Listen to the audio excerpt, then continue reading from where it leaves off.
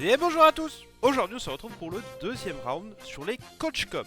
J'ai fait une première vidéo cette semaine et je vous ai dit que s'il y avait des commentaires intéressants, j'en ferai une seconde. Et il y en a eu. J'en ai sélectionné un et donc on est parti pour cette deuxième vidéo. Donc on a Rémi qui nous dit: pour ma part, je trouve que ça peut élever le niveau général des games, et puis on peut aussi faire face à des situations improbables en termes de strat, et qu'il a hâte de voir ça. Déjà merci pour ton commentaire, et ensuite, je suis plutôt d'accord. Et ça va amener cette vidéo en un point positif des coachcom et un point un peu plus négatif, que j'ai pu discuter avec Rémi d'ailleurs dans les commentaires. Donc le point positif, il est soulevé ici.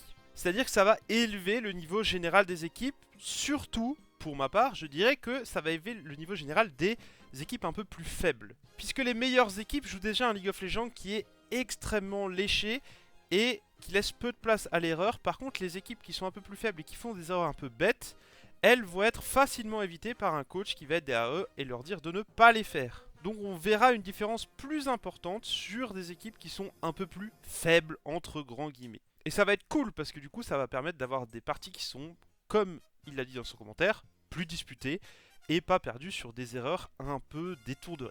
Cependant, le point négatif que ramène tout ça, c'est que certains joueurs vont perdre de la valeur, encore une fois entre guillemets, parce qu'on sait que sur League of Legends, c'est important d'avoir une voix dans le vocal des joueurs qui leur dit: ok, on est capable de se remobiliser après un mauvais fight, qu'est-ce qu'on va faire dans les 2 prochaines minutes, qu'est-ce qu'on call, etc. Et du coup, si on n'a plus besoin de ça, et ben les joueurs qui font ça perdent un peu en valeur, ce qui est dommage. Ou alors, ça peut être même pire, on peut avoir 2 voix différentes. On écoute qui? On écoute le coach qui vient 45 secondes puis qui repart, ou on écoute le capitaine entre gros guillemets, et si les avis divergent un petit peu, ça peut perdre les joueurs. Encore une fois, votre avis en commentaire. Encore une fois, tant qu'il y a des commentaires intéressants, on continuera à en discuter, que ce soit sur ce sujet ou sur d'autres. Et en attendant, portez-vous bien.